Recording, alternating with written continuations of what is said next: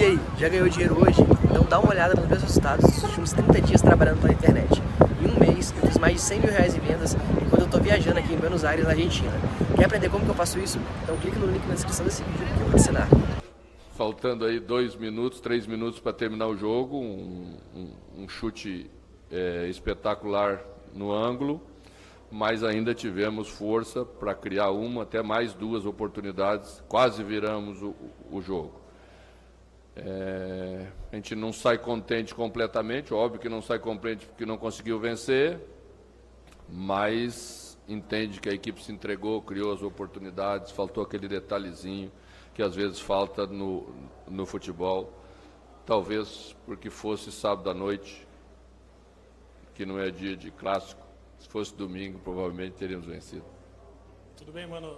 Esse detalhezinho, de repente, pode ser um nervosismo a mais. O Palmeiras tem tido dificuldades contra o Corinthians, não é de agora, né? É um time que tem essa rivalidade normal. A gente percebeu o Palmeiras muito acelerando o jogo no começo do jogo, né? E aí acho que o segundo tempo foi uma coisa mais diferente. E se você entende que pode ter sido um pouco essa parte do nervosismo, decisões técnicas um pouco erradas, enfim. Olha, a primeira parte do jogo nós recuperamos muitas bolas, nós marcamos bem no campo do Corinthians, recuperamos as bolas, mas perdemos imediatamente depois de recuperá-las. Porque conduzimos demais a bola, carregamos um pouco em demasia, foi um dos assuntos abordados no intervalo. Escolhemos alguns caminhos também errados, talvez não escolhemos os mais fáceis. Nós tínhamos um caminho pela esquerda muito aberto para iniciar a jogada de ataque, porque o Coelho fechou o Júnior Urso para marcar na hora de defender e não tinha ninguém para pegar o jogo. Para ganhar um jogador a mais no meio campo, ele trouxe o Júnior. Então podíamos fazer 2 contra 1 pelo lado esquerdo mais vezes, como fizemos no segundo tempo. E aí forçamos a jogada e criamos jogadas mais agudas. Poderíamos ter feito isso já desde o primeiro tempo. Então essas pequenas correções fizeram a equipe melhorar. E a ansiedade pode vir junto, né, com determinados jogos. Hoje eu estava olhando Bayern e Borussia e os primeiros minutos também foram muito parecidos com os nossos, muitos erros, né? E são equipes experientes, extremamente qualificadas. Às vezes tem a ver com o momento que você passa, um resultado às vezes anterior, que te cria uma pressão maior, ou às vezes o próprio jogo em si, né? Traz esse componente que a gente tem que saber conviver com ele. Ele vai estar presente em jogos grandes sempre, né? E nós temos que dosar essa vontade, essa disposição com o gesto técnico, com as decisões técnicas, porque elas são extremamente importantes para nós construirmos melhor as jogadas, como fizemos no segundo tempo. Tudo bem, mano? Boa noite. Queria te ouvir sobre o Borja, né? Muito se falou durante a semana sobre a sua declaração aos canais ESPN, o programa Bola da Vez, se analisando ali o momento da contratação do Borja, de que talvez ele tivesse sido elevado a um patamar que ele ainda não tinha.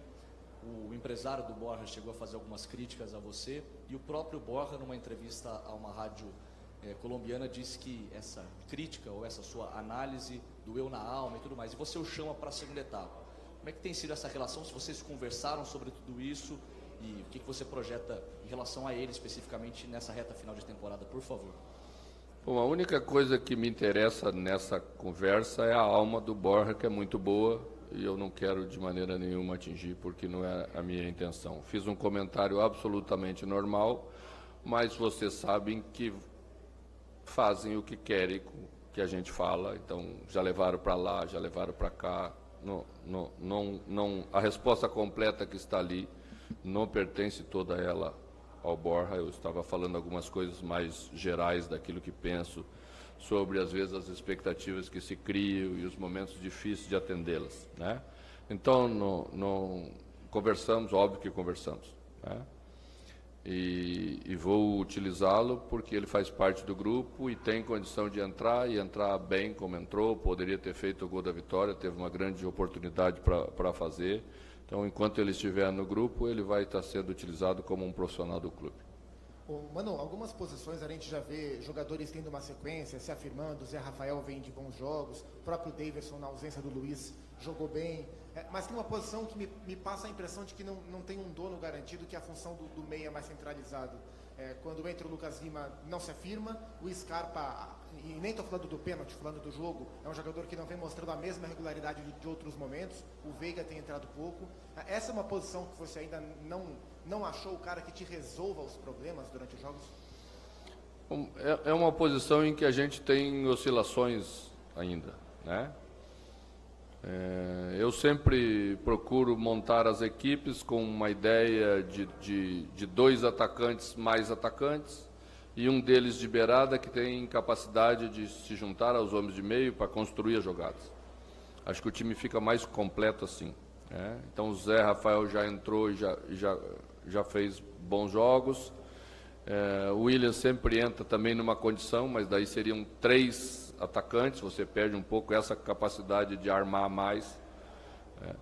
Então temos que ir ajustando isso. Acho que a equipe melhorou na construção, mas precisa ser mais estável na construção, mais qualificada. Mas aí não vale só para a função de meia, vale para a equipe como um todo.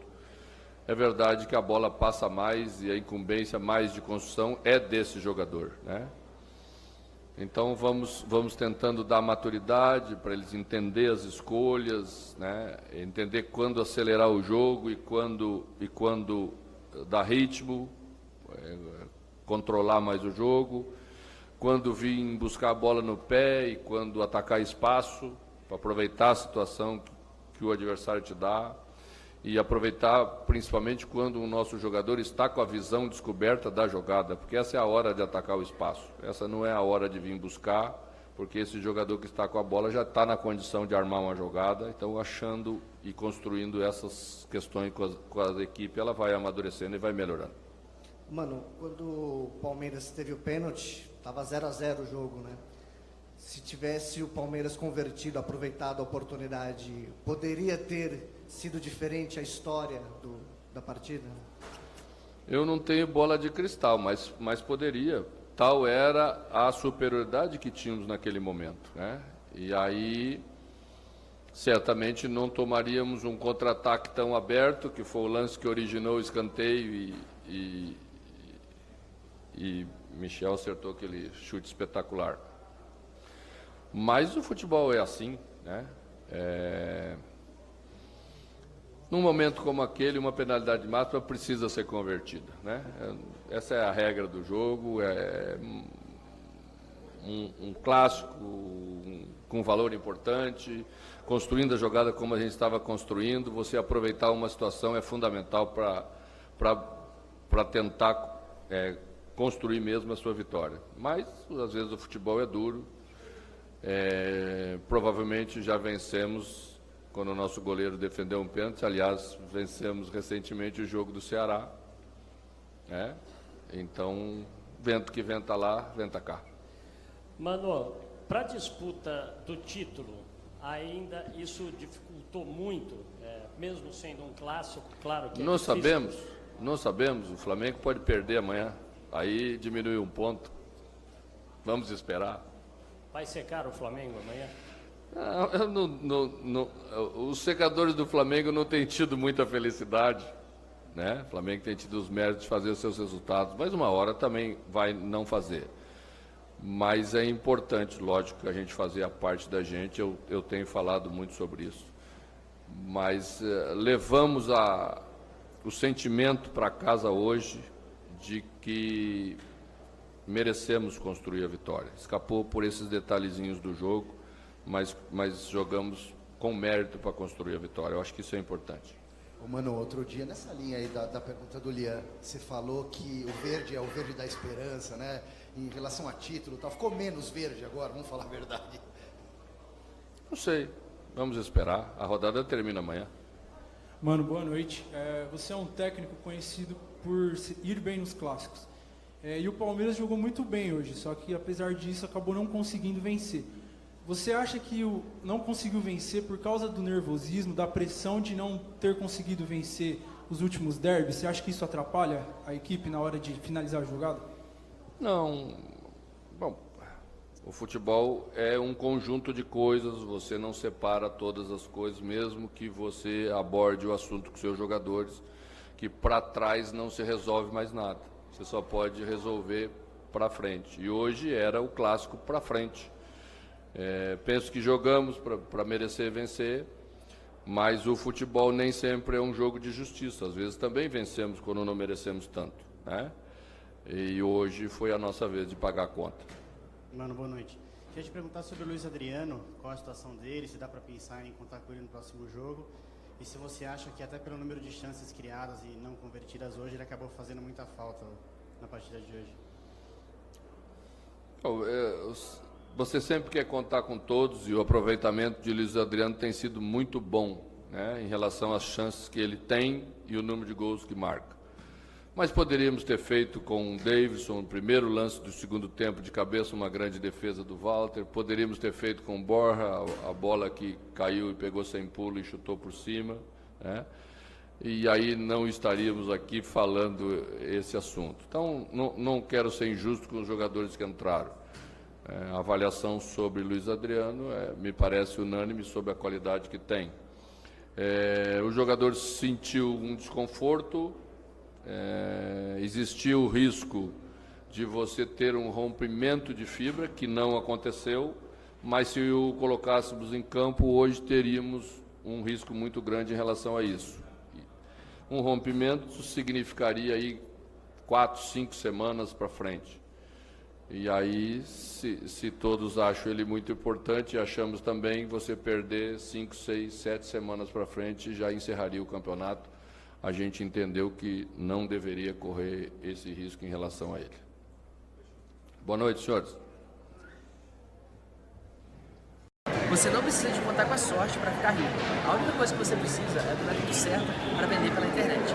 Todos os dias eu recebo essas notificações que estão aí na sua tela no meu celular. Você quer entender um pouco mais sobre esse mercado? Então clique no link na descrição desse vídeo que eu vou